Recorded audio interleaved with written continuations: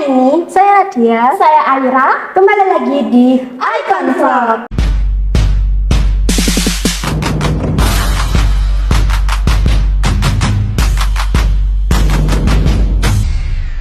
Kali ini kita akan membahas tentang motivasi belajar. Yap, belajar memang terkadang terasa sangat berat, apalagi kalau lagi nggak ada semangat. Tapi percayalah, dengan motivasi yang tepat, kita bisa mengubah belajar jadi sesuatu yang menyenangkan dan bermanfaat. So, yuk langsung aja kita mulai. Kenapa sih kita harus belajar? Belajar itu bukan cuma soal nilai atau ujiannya teman-teman. Belajar itu adalah cara kita untuk memahami dunia, menambah skill, membuka peluang di masa depan.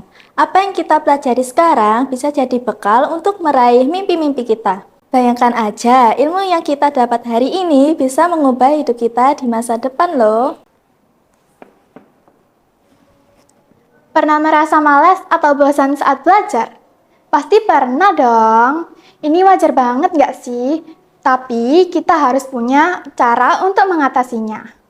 Salah satu tipsnya adalah dengan membuat jadwal belajar yang fleksibel tapi konsisten ya teman-teman. Jangan lupa juga untuk beristirahat agar otak kita tidak terlalu capek.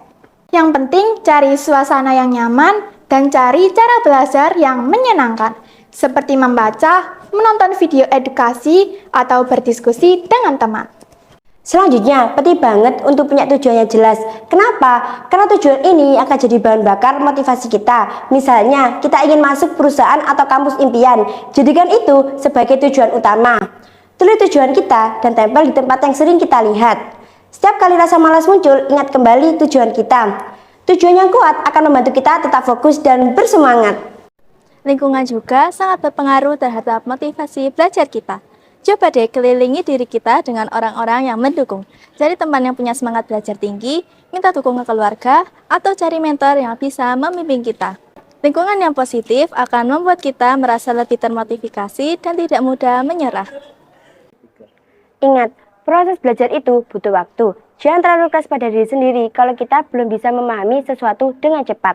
Belajar adalah perjalanan panjang, dan setiap langkah kecil yang kita ambil adalah kemajuan. Hargai setiap usaha yang kita lakukan sekecil apapun itu.